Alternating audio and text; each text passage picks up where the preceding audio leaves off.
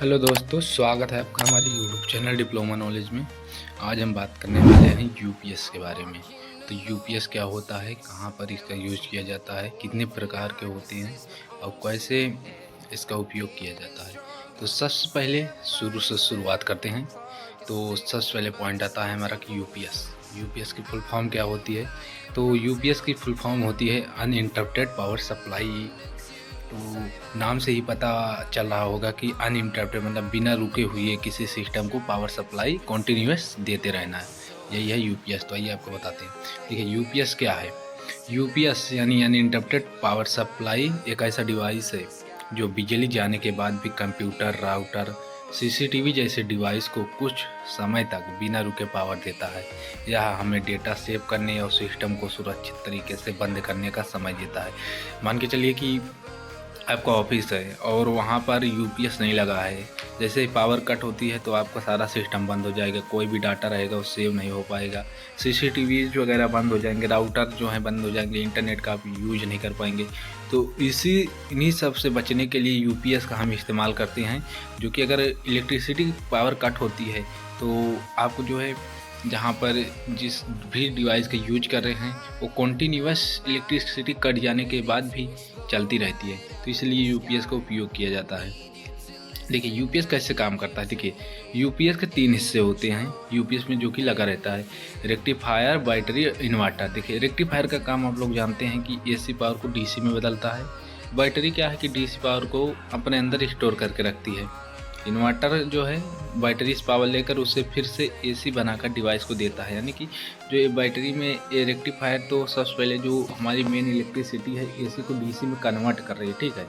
उसके बाद ये जो डीसी है, डीसी पावर को बैटरी में स्टोर करता है। उसके बाद जो हमारा इन्वर्टर है वो बैटरी से डीसी को लेकर एसी में कन्वर्ट कर देता है। जब बिजली मौजूद होती है तो यूपीएस की बैटरी चार्ज होती रहती है और डिवाइस को डायरेक्ट पावर मिलती है। लेकिन जैसे ही बिजली जाती है यूपीएस की बैटरी एक्टिव हो जाती है और पावर की सप्लाई बिना रुके जारी रहती है। और यह जो काम होता है मिली सेकंड में होता है।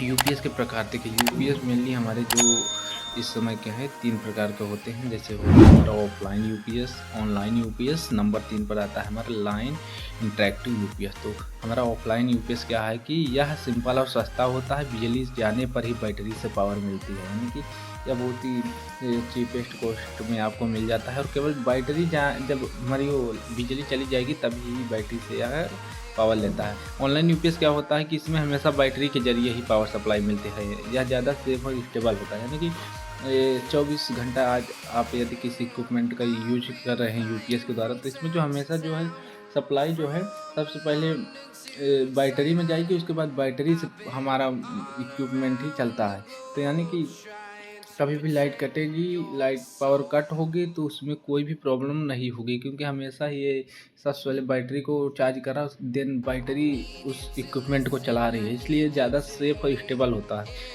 लाइन इंडक्टिव क्या है, या वोल्टेज में उतार चढ़ाव को कंट्रोल करता है। यानी कि जब हमारा भी वोल्टेज डीप होता है, कहीं भी वोल्टेज का एरर आता है तो वहाँ पर इसको ये इम्प्रूव करता है और बैकअप भी देता है। यूपीएस का उपयोग क्या है।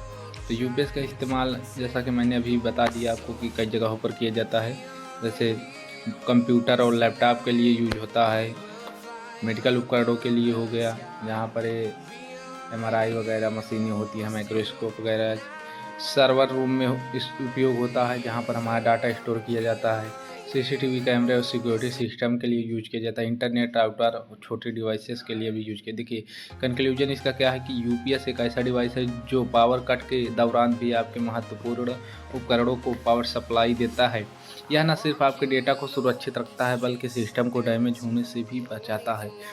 ऑफिस, घर और इंडस्ट्रियल यूज में यूपीएस एक बहुत ज़रूरी डिवाइस है। ज़्यादातर इंडस्ट्रीज में यूपीएस का उपयोग किया जाता है। कहीं भी आप यूपीएस का उपयोग है, काफ़ी बहुत ही महत्वपूर्ण इम्पोर्टेंट इक्विपमेंट है। तो आशा करते हैं वीडियो में दी गई जानकारी आपको पसंद आ गई होगी। यदि वीडियो में दी गई जानकारी में आपको कोई भी प्रॉब्लम, परेशानी, समस्या आए तो आप वीडियो को कमेंट सेक्शन में कमेंट कीजिए। और आशा करते हैं वीडियो पसंद आएगा तो वीडियो को एक लाइक और चैनल को सब्सक्राइब जरूर करें और शेयर जरूर करें। धन्यवाद, मिलते हैं अगली वीडियो में।